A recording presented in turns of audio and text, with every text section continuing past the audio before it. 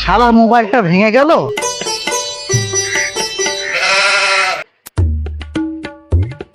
এবার আরে কে? আরে বৌদির সাথে একটু দেখা করতে যাচ্ছিলাম। শালাটা বৌদি পটালো, আমরা এখন একটা বৌদি পটাতে পারলাম না। ঠিক আছে ভাই, তাহলে আমি চললাম, আমার এখন টাইম নেই।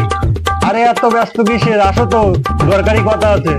আরে আসো আসো আসো, বসো, কথা আছে 2 মিনিটের। তাড়াতাড়ি বলো। হ্যাঁ বসো।